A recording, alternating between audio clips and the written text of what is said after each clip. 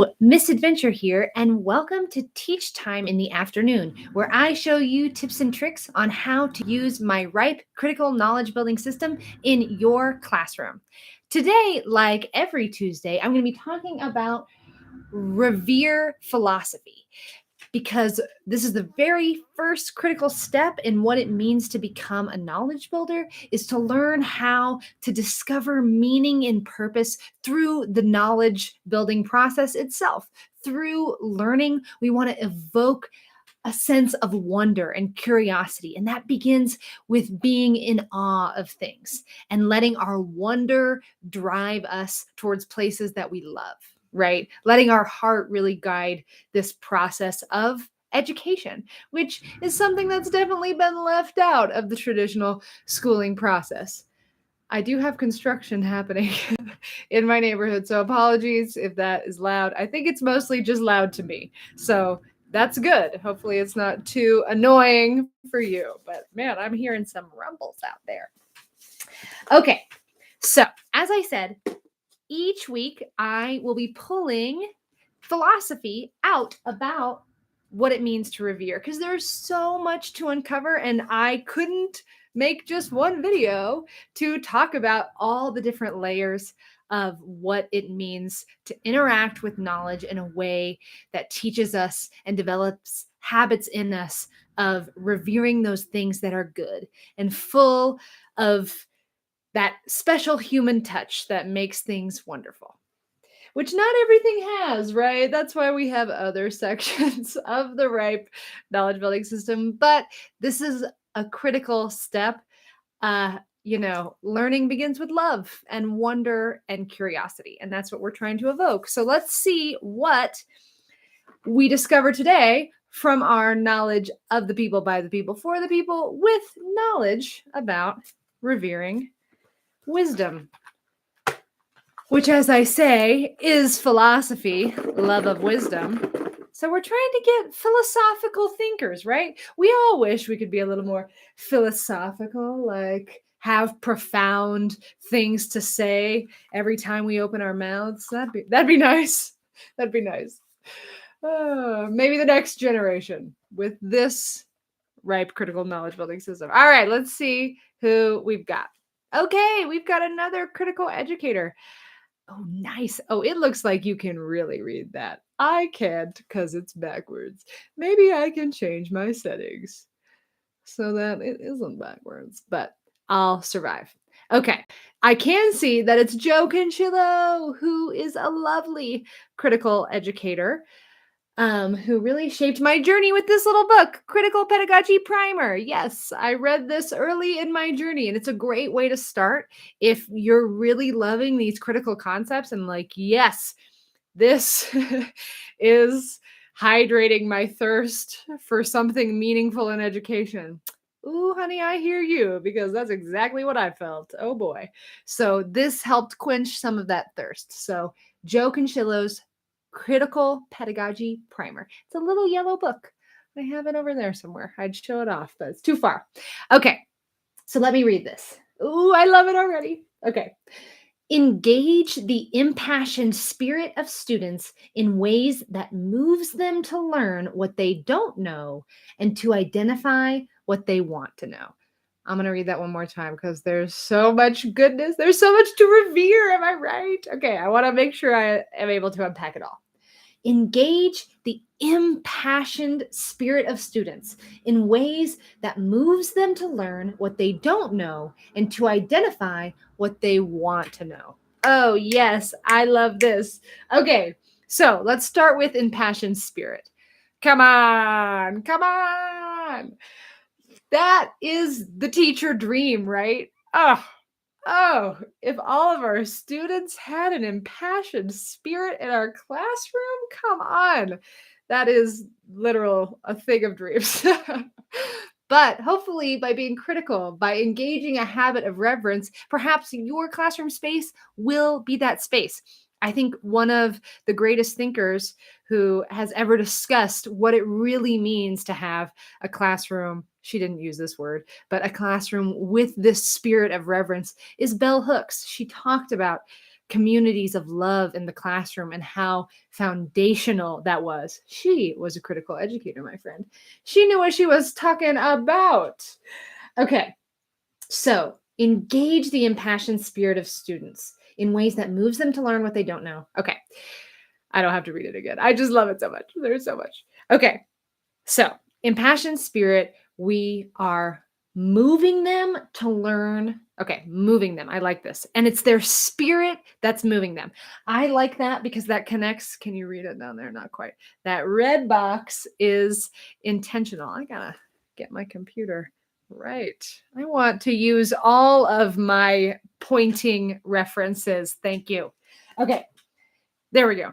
Critical learning is intentional. This means we care about people's intent.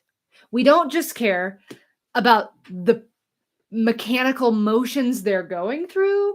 We don't care if they can check this box and this box. We are interested in their minds, in their intents, in their spirit, okay?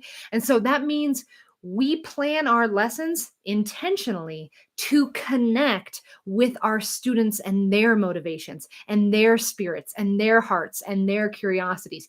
We care. So intentionality is a two-way street on our end, and it's considering their end. We're trying to, I've discussed this metaphor before, make a bridge between the lesson is meant to make a bridge. We're supposed to give students tools on their side of the river to help build their way over to understand. And we build our bridge over, and it's got to meet in the middle.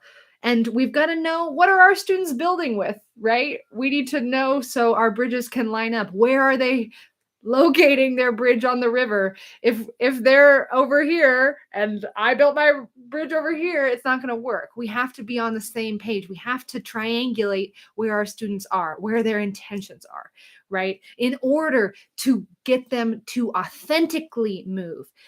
Because critical education, again, doesn't care about mechanical, like, oh, yay, Jamie got all the multiple choice. She circled, colored in all the bubbles and crap. Oh, good. Like, no, I really want to know, what does she know about that multiple choice answer? Just because she chose the right bubble doesn't mean she really knows. And yes, tests, blah, blah. I'm bored. It's boring. We're interested in why we learn. We've been learning long before tests, okay? And education is a process that inspires authentic action, that moves people's spirits, not forces them to take tests. Have you been in a classroom with students being forced to take tests? It literally, I cannot. My memories, it's like, it's dramatic to think back on all those memories of mine. Oh boy, I felt like a, just, running the whip. Nobody wants to be taking this test. No one here wants to be doing this. And yet none of us are passionate about tests. Why are we doing this? Okay. Anyway, I'll move on. So what I'm saying, I'm trying to distinguish myself and the whole critical tradition away from that. Perhaps it has its place. I'm open to some degree. I understand we have to have some whatever. But that's not what it's all about, okay? It's about something else. It's about the spirit. It's about moving them to know, learn what they don't know. Okay, this is the other part. I'll stop with that. I was going off on a spiel. Classic. Okay, let's get back to Joe. Ground me, Joe. Ground me. Okay, moves them to learn with authentic action what they don't know. Okay, so that is certainly part of our work as educators. Absolutely. Even though I talk a lot about how education, critical education, is really born of a Socratic tradition. Socrates, who said, I am a midwife. I evoke knowledge from within you. Like, a good teacher doesn't teach you anything new. They teach you truths inside of you, right? And he's talking about more philosophical truths. We do have to share facts, right? We do have to share facts. There are a lot of facts I don't know. And that's a lot of my job, is to pass on to students these facts that they don't know. But that's not all of my job. That is part of it, though. And we want to, that's certainly part of it and can't be ignored. And that's where the testing part comes in. I'm not totally crapping all over all of what traditional schooling has been about. It makes sense to me in a way that we've spent too long in this realm of facts and testing. It led us down this path. And is this where we want education? Do we want our kids to be testing like this forever? Our grandkids to come? I mean, my God, how many days do they test a week? It's something like, or a year? It's something like 16 full days a year children spend testing. Y'all, I had to take, what was it? Whatever I had, GRE. I had to take the GRE for grad school. What was that? Half a day? And it was exhausting. I was exhausted. 16 days a year? Is this really what we want to be doing? We've fallen into a bit of a cul-de-sac. We followed this. It's grounded in good things. It's grounded in helping students to learn what they don't know, right? That, I'm going to revere traditional schooling for a moment. There are certainly things to problematize, which I've been talking about. But let me revere. It comes from a place of wanting to teach kids what they don't know. That's what facts are all about. And the standards that we do and the checklists in school, they do come from a good place, which is why we've let it get this far. Is because there is logic to it. It's just, how fruitful are these learning experiences? With that being the end all be all, do we feel great about schooling? Everyone has an issue with schooling. Now, we haven't quite been able to pinpoint this as part of the problem, but I'm here as a representative of the critical tradition to help you understand that this is a huge factor. This is a huge factor in why schools are making everyone miserable. Everybody. No one's happy with schools. Not a one of us. Doesn't matter where you are on the political spectrum or apolitical, whatever. No one's happy with schools. So this is a new route to take, and we're going to take part of what it means to revere is we take what is good from the old tradition. So I'm not saying you can't ever teach kids facts. No, we do as teachers need to teach them what they don't know, and that includes facts. But more than that, we want to do other things and help give those facts greater context. Then we can put those facts into a higher framework that then deals with Socrates, right? That then deals with greater truths. These facts, if we're not using them for a purpose, what are we using them for? And what do humans find purpose in? That's a question about truth, right? And it's going to be different for everybody. But beginning this conversation where kids can start to turn those wheels of like, yeah, what context do I want to use this knowledge in? What are these facts for?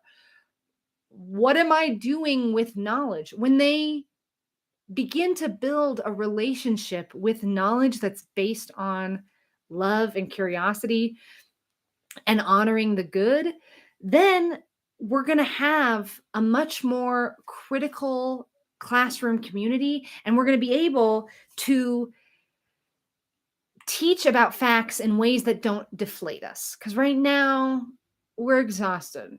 We're exhausted by facts. We're not computers. We're not meant to just have unlimited storage for information. Schooling is not just about information. It's also for what are you going to do with that information? Why do you care about this information? Why should this information matter? These are more philosophical questions, and they're more critical questions. They're more essential to the human experience. This way, you can, if you learn about trigonometry in a way that's grounded in reverence, then maybe you won't leave that class hating trigonometry at the least. And maybe then, even if you never use trigonometry again, I've never taken trigonometry. I just like saying it, I think. Trig. It sounds cool. Um, Even though you might never use trig again, if you've I said it so seriously. If you never use trig again, but you were grounded in trigonometry and the reverence of it, you might say, okay, look, yeah, this is going to be useless for me as a practical tool, but like, what other life skills am I learning, right? I'm learning how to problem solve. I'm learning, I don't even know what trig is to like use language. That was really, really a bad example. I have no language for it. Angles? Is it about geometry? It's about math. Numerical sense, like puzzle solving, right?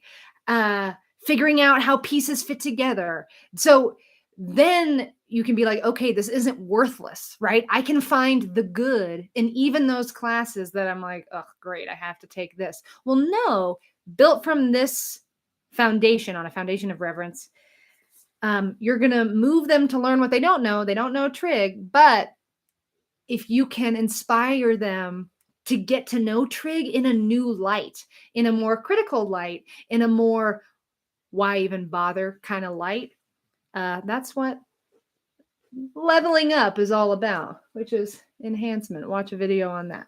Okay. And finally, the last piece. I'll conclude with this last little bit. We're going to move them to learn what they don't know and to identify what they want to know. Oh, boom, mic drop, Joe. Identify what they want to know. Ah, I love that. See, traditional schooling. I hate to problematize. Actually, I don't. You need to be problematized. When do we make room for what students want to know? We don't. We have a whole list of things we got to check off. If you are lucky, maybe you get the month of May after testing. By that time, we just have zombies, sleepy zombies in our room. Good night. It's it, it's ridiculous. So identifying what they want to know is putting the learning process into students' hands. It is the exact opposite of standardizing. Again, remember how I said there's a lot to revere about how we got all wrapped up in this whole standards thing? Is because, like, yeah, we should know how to read by the end of first grade. There are things that it's nice to have a checklist for, but then we get a little checklist cuckoo, and then we're confined by the checklist. I felt so imprisoned in the classroom. That's why I left. I really want to go back, but I like have to change some stuff first. It was like wearing handcuffs. I felt like I was being constantly surveyed and judged for trying to put heart back into my classroom. I mean, geez, they ran that like nobody's business. At my last school, they wanted everyone in the same grade to be saying the exact same thing at the exact same time. You guys, we're not factories teaching machines who are doing mechanical acts. We're interested in the hearts of our students and in their minds. So not only when we make space for identifying what they want to know, we're making teaching individual, independent. Critical learning is independent. Traditional learning is standardized. They don't give a crap about your individual kid. As long as they can check the boxes, that's all they care about. They don't care about your kid's intentions. Guess what? Critical education does. It cares about your kids' hearts. It cares about their individual minds. This traditional way of following just the facts has turned us into machines. They had us running like a factory floor, as if all our students could produce the same amount of learning at the same amount of time. That's absurd. It is an absurd system we have right now. And critical education is here to bring some impassioned spirit back to our classroom. I am done with that mechanical nonsense. Let's bring some heart, reverence, buy the RIPE Critical Knowledge Building System in the link below. It's super awesome. And I think you're really going to love it. It's like not expensive at all. In fact, it is the same price as 1 month of joining my Teacher Trust on Patreon, which, get this, if you sign up, okay, the RIPE Critical Knowledge Building System is $15. A month subscription of being in my Teacher Trust is also $15. You get the RIPE Critical Knowledge Building System, and you get all my Learning League adventures and mysteries for the month. For the month. That's like more than 70% off. It's a lot off, okay, of my really cool critical stuff. And like, I don't know, these are some cool ideas I'm talking about. They're not mine. I can't take all the credit. I've added the sass. But, and I've added the cute emojis. This is my style, but this is a tradition that I am just a representative of. And it's a powerful tradition, and I'm not going to shut up about it. I have a lot to say about it because it's super awesome. So sign up for my Patreon. And even if you're not a teacher, which this is teach time, but hey, this is a revolutionary way to look at knowledge that, come on, I know you wish you would have been taught with this type of philosophy because it's pretty good. Okay, well, now I'm just really having a good time, so I'm going to end it. But thank you for joining me. Thank you, Joe, for your insight. Beautiful. I will see you next week to talk about reverence again, but you're not going to want to miss Imagining Tomorrow, Problematizing the Next Day, and Enhancing on Friday. We got so much good stuff. Oh. Speaking of Patreon, I almost forgot. This week, every week on Monday during Teach Time, I spin a spinner to pick a subject, which we rolled science or spun science, and an age group. So I'm going to be doing middle school science, and I'm going to be lesson planning for Science is a Power That All Humans Have, which is reverence. So if you want to see how these are all great ideas, aren't they? And they're like super abstract. And how am I going to revere? Like, that sounds nice, but how do I do it? Great. Hello. I'm here to help you because I agree. We're pulling down abstract ideas and we're materializing them. And this is going to be the hardest part is, yeah, this all sounds great, but how do we manifest this in ways that actually make a difference and are practical and actionable? That is what my Patreon is all about. So even at the low cost, if you can't do the $15 a month, which I get, that's why I try and make it a good deal. I'm not trying to make money off teachers, okay? But I am trying to pay my bills. you know that life. Don't we all? Okay, so for $1.50 a month, you can get access to my critical lesson planning videos, which are going to be super dope. And like I said, we're going to be manifesting some critical shit up in here. What? There are no kids in this. I can cuss. Okay, so it's going to be awesome. I hope to see you there. And even if you're watching this video, years down the line when everybody knows about the RIPE Critical Knowledge Building System and it's like totally revolutionized public schools and, no big deal. It's like a whole thing and you're watching this. You can sign up for my Patreon for as little as $1.50 a month, and you will still have access to this lesson plan of me making for science middle schoolers with this lesson. I can't wait to do it with you guys. It's my first one, so I'll be the first one doing it. I'll stop whispering and being silly now. But this is the type of energy you can expect from me, Miss Adventure, during Teach Time, where we talk about this awesome educational system that is going to let us free ourselves from those handcuffs, break out of the cookie cutter curriculum, my friends.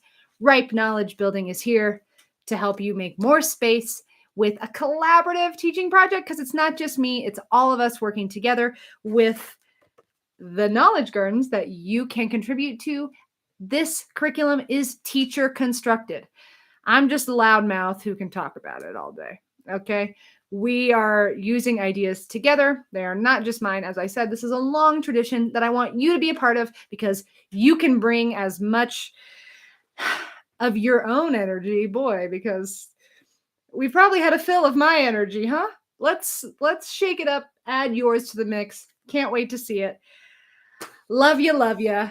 I revere you guys. You're wonderful. So have a wonderful day, and I will see you tomorrow at teach time. Bye.